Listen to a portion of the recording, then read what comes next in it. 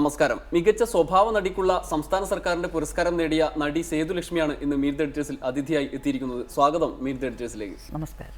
ഏറെക്കാലത്തെ നാടക ജീവിതത്തിന് ശേഷമാണല്ലോ സിനിമയിലേക്ക് വന്നത്. അതെ, കഷ്ടപ്പാടുകൾ നിറഞ്ഞ ഒരു കാലം കൂടിയായിരുന്നു അത്. ഇന്ന് പുരസ്കാരം കിട്ടി, അതിനപ്പുറത്ത് ആളുകളെല്ലാം തിരിച്ചറിയാൻ തുടങ്ങി. ഈ ഇപ്പോഴത്തെ സാഹചര്യത്തിൽ എന്താണ് തോന്നുന്നത് പഴയ കാലത്തെ ഓർക്കുമ്പോൾ? വലിയ സന്തോഷമാണ്. കഴിഞ്ഞ കാലത്തിൽ ഇങ്ങനെ ഓർക്കുമ്പം ദൈവമേ എനിക്കിവിടെ എത്താൻ കഴിഞ്ഞല്ലോ, ഞാനിപ്പോൾ ആര് എന്നുള്ളൊരു സന്തോഷമുണ്ട്, ഭയങ്കര സന്തോഷം. നാടകകാലത്ത് ആരെങ്കിലും പറഞ്ഞിരുന്നോ ഇങ്ങനെ ഒരു ഉയരങ്ങളിലേക്ക് വരും? അത്ര സീരിയസ് ആയിട്ടൊന്നും സിനിമയിൽ ഓർത്തില്ല. നിങ്ങൾ രക്ഷപ്പെടും, നിങ്ങൾ സിനിമയിലെന്നല്ല സീരിയൽ, നിങ്ങൾക്ക് സിനിമ ഇല്ല, സീരിയൽ നിങ്ങൾ എന്തെങ്കിലുമൊക്കെ വേഷം കിട്ടും, നിങ്ങൾ ശ്രമിക്കണമെന്നൊക്കെ പറയും. അപ്പോൾ ശ്രമിക്കാൻ എനിക്ക് അറിഞ്ഞൂടാ. പിന്നെ ആ കാലത്ത് KG ജോർജ് സാറിൻ്റെ നാടകം കളിച്ചുകൊണ്ടിരിക്കുമ്പോൾ തന്നെ ആദ്യം KG ജോർജ് സാറിൻ്റെ ഈ കണ്ണുപിടി എന്നൊരു പടം ഉണ്ടായിരുന്നു. അതിൽ തിലക മാഷ് ഞാനൊക്കെയാണ് അഭിനയിച്ചത്. അതും കൂടാതെ തിലക മാഷ് എൻ്റെ നാടകത്തിൻ്റെ ഒരു ഡയറക്ടറാണ്, എൻ്റെ അഭിനയത്തിൻ്റെ ഒരു ആളായിരുന്നു. അദ്ദേഹം പറഞ്ഞിട്ടുണ്ട് നിങ്ങൾ കൊള്ളാം എന്ന് പറഞ്ഞിട്ടുണ്ട് നാടകത്തിൽ അഭിനയിക്കുമ്പോൾ തന്നെ. മാഷൊക്കെയാണ് സിനിമയിൽ രക്ഷപ്പെടും, ഞാൻ താമസിച്ചാണ് വന്നത്, താനും അങ്ങനെ വരും, താൻ വിഷമിക്കേണ്ടെന്ന് പറഞ്ഞിട്ടുണ്ട്. ഹൗ ഓൾഡ് ആർ യു ആണ് ഒരു വലിയ ബ്രേക്കായി മാറിയത് അല്ലേ? അല്ല, അത് ഇങ്ങനത്തെ ഒരു സംഭവത്തിൽ ഹൗ ഓൾഡ് ആർ യു. പക്ഷേ എൻ്റെ ജീവിതത്തിൻ്റെ തലവര മാറ്റി കുറിച്ചത് ലെഫ്റ്റ് റൈറ്റ് ലെഫ്റ്റ്. ആ സിനിമയിലെ കഥാപാത്രം ഒരുപാട് ശ്രദ്ധിക്കപ്പെട്ടു, പ്രത്യേകിച്ച് അതിലെ ഭാഷ, തിരുവനന്തപുരം ഭാഷയിൽ സംസാരിക്കുന്ന ആ ഭാഷ അങ്ങനെ ഫലിപ്പിക്കാൻ പറ്റിയത് തിരുവനന്തപുരം കൊല്ലം മേഖലയിൽ ഏറെക്കാലം ജീവിച്ചതുകൊണ്ടാണോ? ആണോ എന്ന് ചോദിച്ചാൽ അവരിങ്ങനെ ഇന്ന വേഷമാണ് അതാണ് എന്ന് പറഞ്ഞപ്പോഴത്തേക്ക് എന്തോ നാടകത്തിലൊക്കെ നമ്മൾ പല പല വേഷം അഭിനയിച്ചിട്ടുണ്ടല്ലോ. ഞാനാണെങ്കിൽ പ്രമോദ് പയ്യന്നൂർ എന്ന് പറയുന്ന ആൾ 200 വർഷങ്ങൾക്ക് മുമ്പ് ഒരു നാടകം എനിക്ക് സംവിധാനം ചെയ്തിട്ടുണ്ട്. 200 വർഷങ്ങൾക്ക് മുമ്പുള്ള ഒരു ഭാഷയാണത്. അത് ഞാൻ മറന്നുപോയി. അത് KPSCയുടെ അത് പറയാനൊത്ത് അതിന് ശേഷമാണ് ഇത്. അപ്പോൾ എനിക്ക് അതൊരു ഡയറക്റ്റ് പറഞ്ഞു തരാമെങ്കിൽ നമുക്ക് പറ്റും. നാടകത്തിൽ നിന്ന് സിനിമയിലേക്ക് നോക്കുമ്പോൾ വ്യത്യാസമുണ്ടോ? വലിയ വ്യത്യാസം അനുഭവപ്പെട്ടിരുന്നോ ആദ്യഘട്ടത്തിൽ? ഉണ്ട്. സിനിമ സീരിയലൊക്കെ എനിക്ക് ഭയങ്കര പേടിയും ഭയങ്കര പ്രശ്നമായിരുന്നു. നാടകം എന്ന് പറയുമ്പോൾ സിനിമ പോലെ പോരാ. നാടകത്തിന് നമുക്ക് എത്ര ഓവറായാലും പ്രശ്നമില്ല. നാടകം കളിക്കുമ്പോൾ നമ്മുടെ കയ്യിൽ കിട്ടിക്കഴിഞ്ഞാൽ പിന്നെ നമ്മളങ്ങ് ഓവറാക്കും. അത് നാടകം വെച്ചാൽ ഒരു നാടകം കഴിഞ്ഞാൽ നമ്മൾ ആദ്യം ഒരു ലിമിറ്റിൽ നിന്ന് നാടകം ബാക്കിയുള്ളവരുടെ എല്ലാം നാടകം ഓരോരുത്തരും ഒരു നാടകം മൊത്തവും പഠിക്കണം, എങ്കിലേ നമുക്ക് അഭിനയിക്കാൻ പറ്റും. അപ്പോൾ ആ നാടകം പഠിച്ചു കഴിഞ്ഞപ്പം നാടകം നമ്മളെ പിന്നെ നമുക്ക് ഇഷ്ടം പോലെ അങ്ങ് അഭിനയിക്കാം, വളരെ ഇതായിട്ട് അഭിനയിക്കാം. അപ്പം നമ്മൾ അത് വെച്ചിട്ട് കൂടുതൽ ഓവറായിട്ട് തന്നെ അഭിനയിക്കുകയും വേണം. കാരണം നാടകത്തിൽ പതിറ്റാണ്ടുകൾ അഭിനയിച്ച പാരമ്പര്യമുണ്ട്. ആദ്യമായി ക്യാമറയ്ക്ക് മുന്നിൽ വന്നപ്പോൾ പക്ഷേ പരിഭ്രമിച്ചു എന്നാണ് കേട്ടിട്ടുള്ളത്. ആദ്യമായി ക്യാമറയെ ഫേസ് ചെയ്തത്, ആദ്യമായി ക്യാമറയുടെ മുന്നിൽ വന്നത് ഒന്ന് ഓർക്കാം? ആദ്യമായിട്ട് ഞാനൊരു ചെറിയ വേഷത്തിന് സിനിമയിലല്ല സീരിയലിനാണ് വരുന്നത്. ഒരു കപ്പൽ ശാസ്ത്രം കൊണ്ട് ഒരു പലക ഏണി കൂടെ, ഇപ്പോഴത്തെ സ്റ്റെപ്പൊന്നും അല്ല, ലിഫ്റ്റില്ല, ഒന്നുമില്ലാത്ത അതിൽ കൂടെ ഇങ്ങനെ കയറി ആണ് ആദ്യമായിട്ട് പോണത്. അതിങ്ങനെ അങ്ങോട്ട് കയറി പോയപ്പോൾ എനിക്ക് പിടിക്കാതെ കയറാൻ പറ്റത്തില്ല. അങ്ങനെ കയറി പോയപ്പോഴത്തേക്ക് കപ്പ് ശാസ്ത്രം ഇതിൽ പിടിക്കുമ്പോൾ കപ്പ് ശാസ്ത്രം പോകും, കപ്പ് ശാസ്ത്രം അങ്ങനെ. അപ്പോൾ ഡയറക്റ്റ് ഹൂന്നൊക്കെ ഒത്തിരി ചാടി. എനിക്ക് പിന്നെ അങ്ങ് പോകണമെന്ന് തോന്നി. പിന്നെ എങ്ങനെയെങ്കിലും ബന്ധപ്പെട്ട് ഞാൻ അതങ്ങ് ചെയ്ത് അത്ര എന്നെ അടുപ്പിച്ചോളൂ. സിനിമയാണോ ഇഷ്ടം, നാടകമാണോ ഇഷ്ടം? എനിക്ക് സിനിമയെ ഇഷ്ടമാണ്, നാടകം ഇഷ്ടമാണ്. സിനിമയിൽ നമുക്ക് പ്രശസ്തിയും ഇതും ഒക്കെ ഉണ്ട്.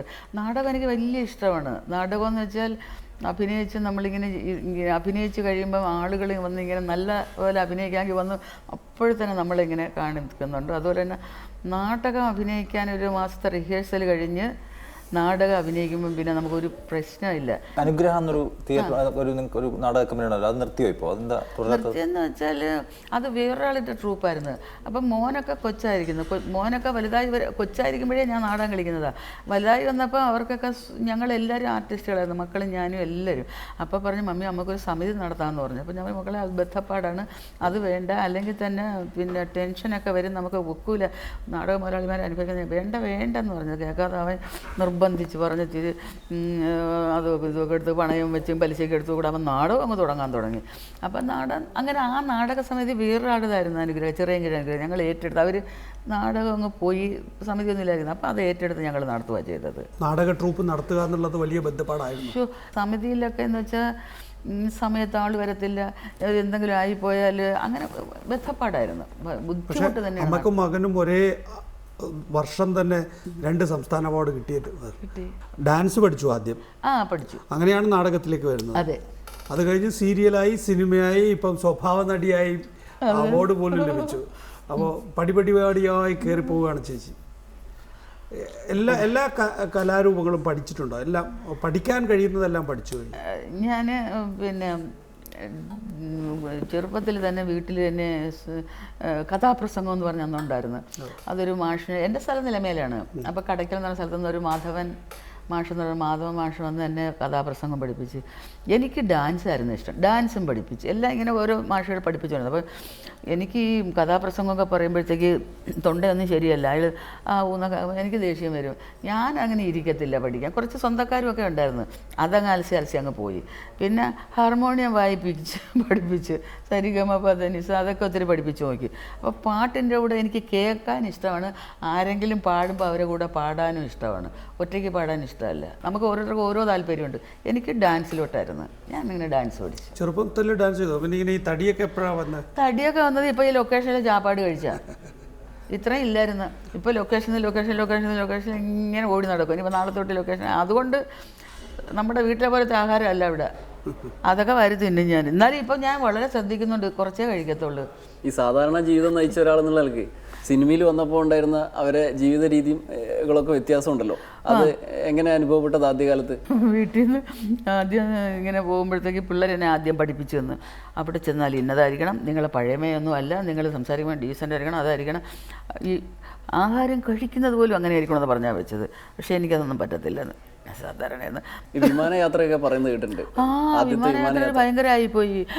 അത് ഏഷ്യാവിഷൻ അവാർഡ് വാങ്ങിക്കാൻ ദുബൈയിൽ പോകണമെന്ന് പറഞ്ഞ് പോകണം പേടി ഇങ്ങനെ എന്താണ് പോകണം എന്നുള്ളത് ഏറ്റവും പോകണം, അവാർഡ് ഇതൊക്കെ എനിക്കിഷ്ടം.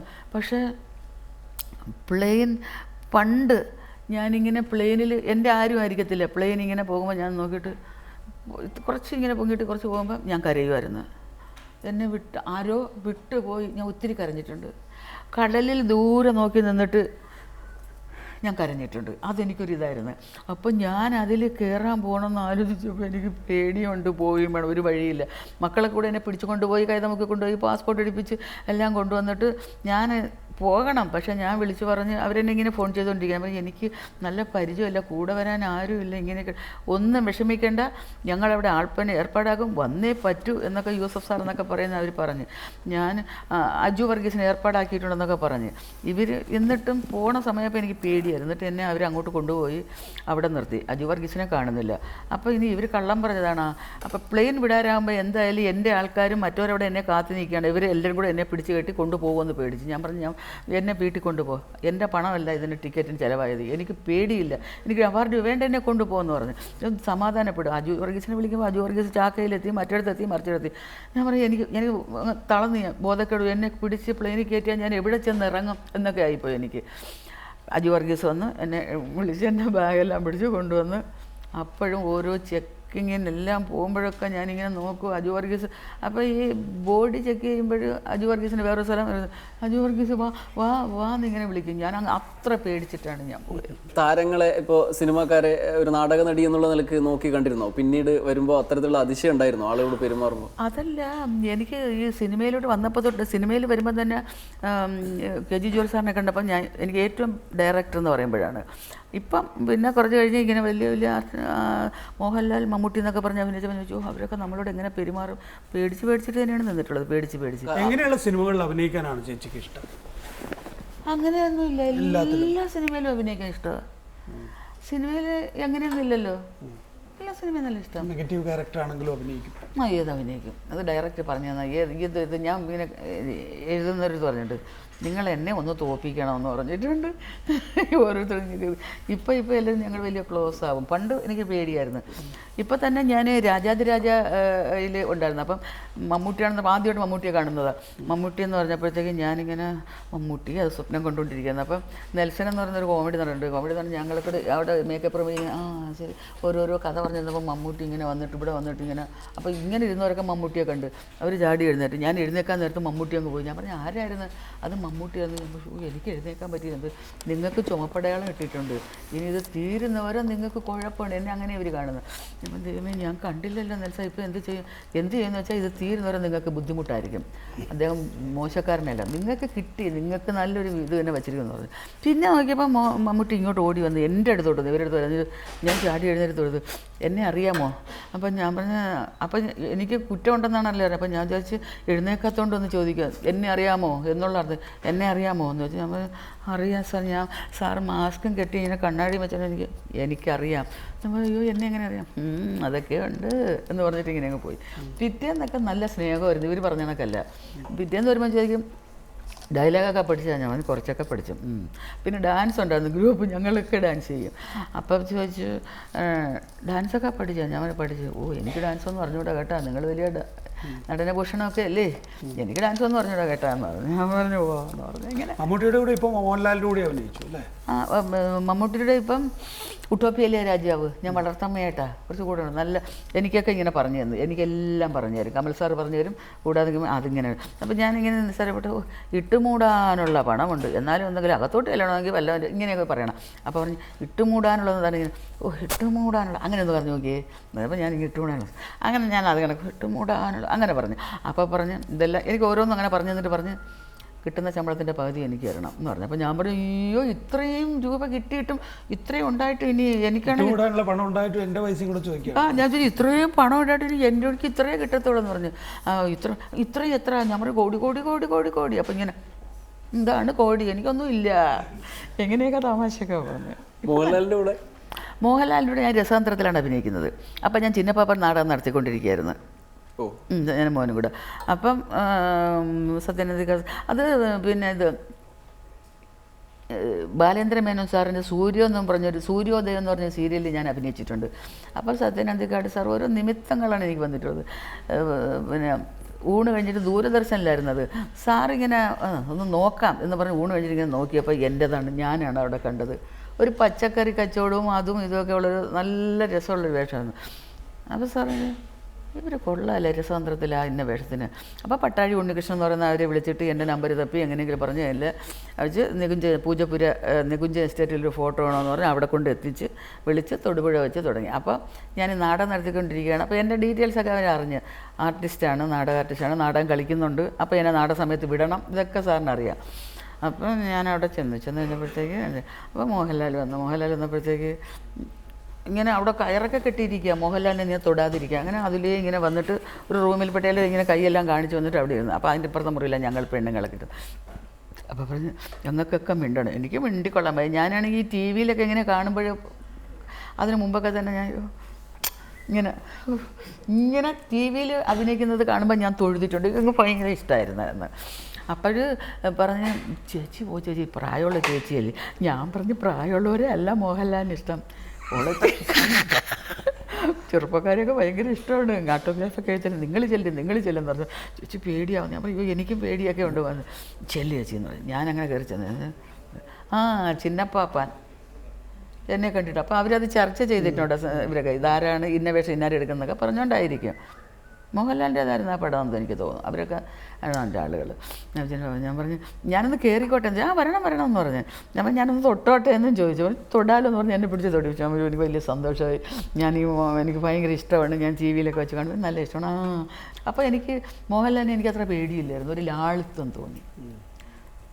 എൻ്റെ ആരോ ആണ് ഒരു മമ്മൂട്ടിയാണ് ഭീകരൻ, മോഹൻലാൽ പാവം അല്ല. ഞാൻ മമ്മൂട്ടിയുടെ അനിയനാ ചേട്ടനാ ഇബ്രാഹിം കുട്ടി സാറെന്നൊക്കെ പറയും. ഈ സിനിമ രാജാതിരാജയിൽ വന്നപ്പോൾ ഞാൻ ആത്മയിൽ ഞങ്ങൾക്ക് ഒരു സംഘടനയുണ്ട്, അതിൽ വെച്ച് കണ്ട് ഞാൻ പറഞ്ഞു സാറേ ഞാനിപ്പം മമ്മൂട്ടിയുടെ അഭിനയിക്കാൻ പോകണം, എങ്ങനെയാണ്? വെറും പാവമാണ്. അതിപ്പോൾ ഇതിൽ എഴുതിയിട്ടുണ്ടല്ലോ, പാവമാണ്, എന്നെക്കാൾ പാവമാണെന്ന് പറഞ്ഞു. ഞാൻ പറഞ്ഞു എല്ലാവരും പറയുന്നത് ഭയങ്കര ഇതാളാണ്, അങ്ങനെയൊന്നൊക്കെ ദേഷ്യമൊക്കെ ഉണ്ടെന്നാണ് പറയുന്നതെന്ന് പറഞ്ഞു. ഇല്ല അപ്പം പറഞ്ഞു. അപ്പോഴും എന്നോട് അങ്ങനെയാണെന്ന് പെരുമാറിയത് അതിൽ സന്തോഷമുണ്ട്. അത് മോഹൻലാൽ എന്ന് പറഞ്ഞാൽ നല്ല അന്നൊക്കെ, ഇപ്പം എനിക്കറിയത്തില്ല, അന്നൊക്കെ നല്ല ഒരു ജാളി ടൈപ്പാണ്. അത് സന്തോഷം. മമ്മൂട്ടി എന്ന് പറഞ്ഞാൽ ഒരു ഇച്ചിരി കൂടെ ഇങ്ങനത്തെ ആളാണ്, എന്നാലും മനസ്സ് വെറും ഇതാണ്. കാണുന്ന ഭാഗത്ത് ഇങ്ങനെ വരുന്ന കാണുമ്പോൾ നോക്കുന്നു എനിക്ക് പേടിയാവും. ഇപ്പോഴും കണ്ടാൽ പേടിയാവും. ഓരോ ദിവസം വരുമ്പോഴും എന്നെ പേടി മാറ്റാൻ വേണ്ടി ആവുന്നോ നോക്കി. നിങ്ങൾ എന്തിനും എന്നെ കണ്ട് പേടിച്ചാൽ നിങ്ങൾക്ക് എല്ലാം മറന്നു പോയി, പേടിക്കരുത് എന്ന് വെച്ചാൽ എന്തായിരുന്നു വീട്ടിൽ മീൻ? അപ്പോൾ ഞാൻ പറഞ്ഞു കൊഴിയാള. അതെന്താ കൊഴിയാള? അപ്പോൾ ആളുകളുടെ ശ്രീകുമാരത്തെ വെച്ച് എന്തുവാടേ കൊഴിയാള? അപ്പോൾ ഒരു എറണാകുളത്തുകാരനുണ്ടായിരുന്നു, അയാളത്ത് വെച്ച് എന്തുവാ കൊഴിയാള? അപ്പോൾ പറഞ്ഞ് കണ്ണിയായല്ല. മഞ്ജു വാര്യരായിട്ട് അഭിനയിക്കുമ്പോൾ ആ ഒരു നോട്ടമുണ്ട്. മഞ്ജു വാര്യർ അവിടെ വീട്ടിൽ വന്നപ്പോൾ അല്ലേ, വീട്ടിൽ വന്നപ്പോൾ മഞ്ജു വാര്യറിന്റെ ഉദ്ദേശം എന്താണ്, എന്തിനാണ് ഈ കുട്ടി വന്നത് എൻ്റെ വീട്ടിലേക്ക് എന്ന് പറഞ്ഞിട്ട് കുറച്ച് സമയം നോക്കുന്നുണ്ട് ആ കണ്ണിൽ. പറഞ്ഞു തന്നിട്ടുണ്ടോ അതിന്റെ മുഴുവൻ കാര്യം? റോഷൻ ആൻഡ്രൂ സാർ എന്ന് പറഞ്ഞാൽ ഞാൻ ആ വണ്ടി ഇരിക്കുന്ന പറഞ്ഞു തന്ന്, ഉറങ്ങുന്ന പറഞ്ഞു തന്ന്, ഇവർ വന്ന് വിളിക്കുമ്പോൾ ഞെട്ടി ഉണർന്നിട്ട് ആ പരിഭ്രമം കാണിച്ചു തന്നു. സകലം ഓരോന്നോരോന്നായിട്ട് കാണിച്ചു തരും. വണ്ടിയിൽ നിന്ന് എത്തി നോക്കുന്നത്, ദൂരെ നോക്കുന്നത്, പെണ്ണുങ്ങളുടേതും അഭിനയിച്ച് കാണിച്ചു തരും, ആണുങ്ങളുടേതും അഭിനയിച്ച് കാണിച്ചു തരും. പിന്നെ അത് എനിക്ക് ശരിക്കും പറഞ്ഞു തന്നിട്ടുണ്ട്. അതുകൂടാതെ ഈ ചേച്ചി ഇങ്ങനെ നോക്കണം എന്ന് പറയും. അപ്പം നമുക്ക് പറഞ്ഞു നോക്കി. പക്ഷേ അപ്പം മഞ്ജു വാര്യർ നോക്കിയപ്പോഴാണ് എനിക്ക് ഇങ്ങനെ നോട്ടമുണ്ടെന്ന് മനസ്സിലായത്. ഞാനിങ്ങനെ ഇങ്ങനെ എന്നിട്ട്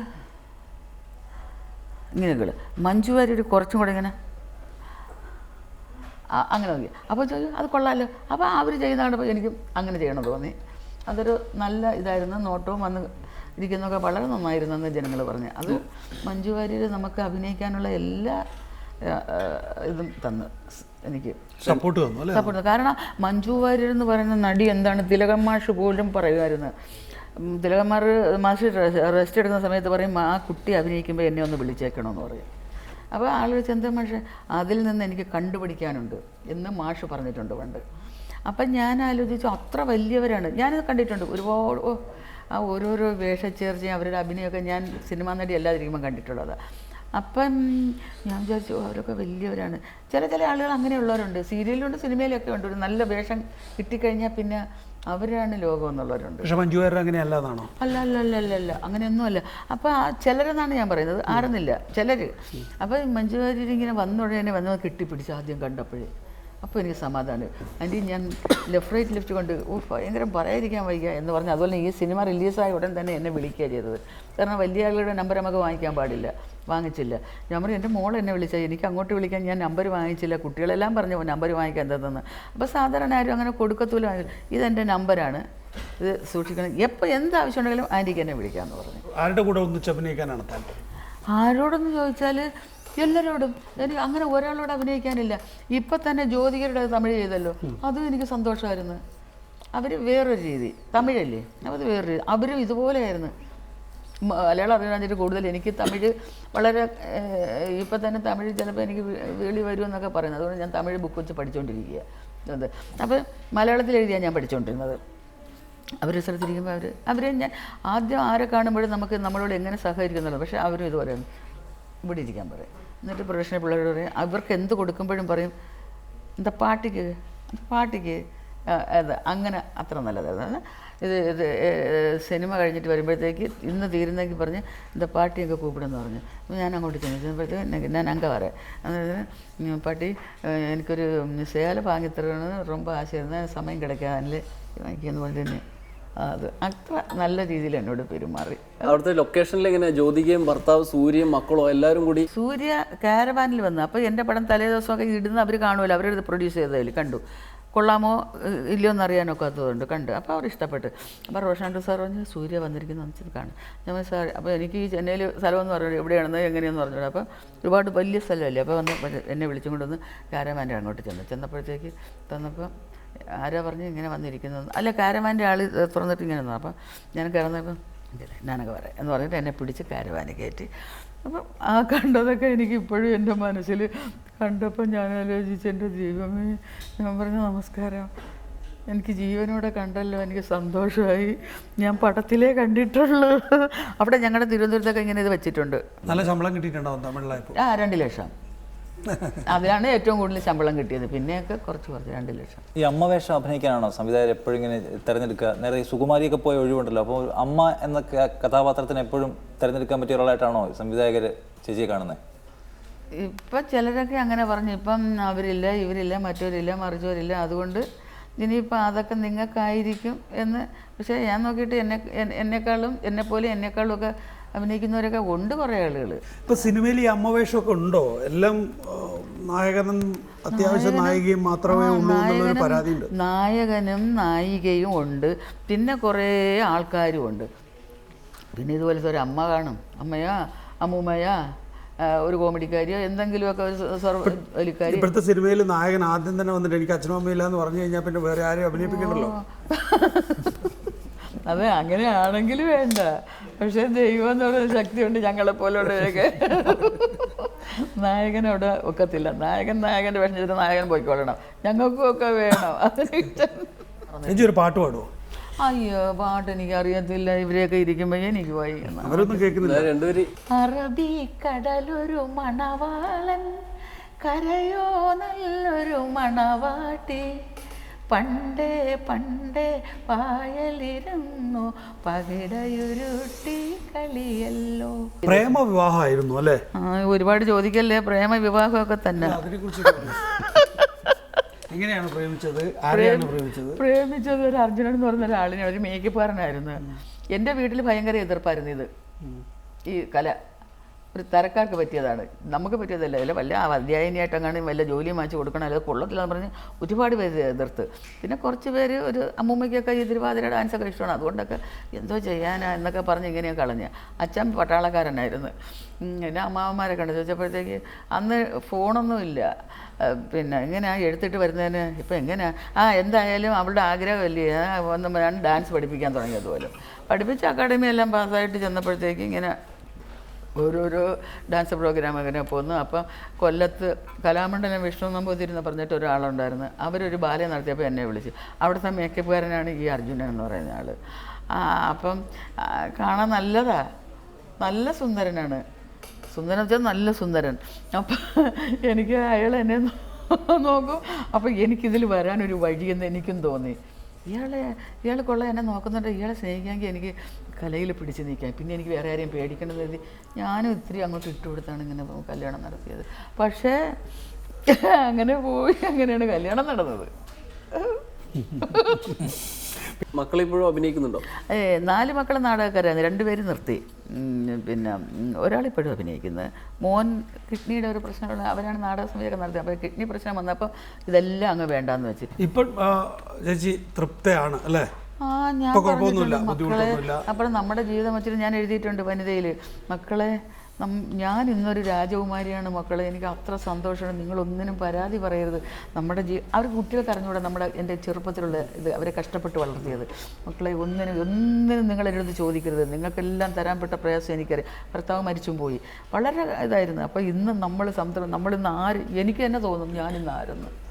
അത്ര സന്തോഷം. ഇനിയും വളരെ വളരെ വലിയ വേഷങ്ങൾ കിട്ടട്ടെ, ഉയർന്ന പുരസ്കാരങ്ങൾ കിട്ടട്ടെ. ഇത്രയും നേരം ചെലവഴിച്ചതിന് വളരെ നന്ദി ചേച്ചി. നന്ദി. അടുത്ത ആഴ്ച മീറ്റ് ദി എഡിറ്റേഴ്സ് മറ്റൊരു അതിഥിയുമായി വീണ്ടും കാണാം. നമസ്കാരം.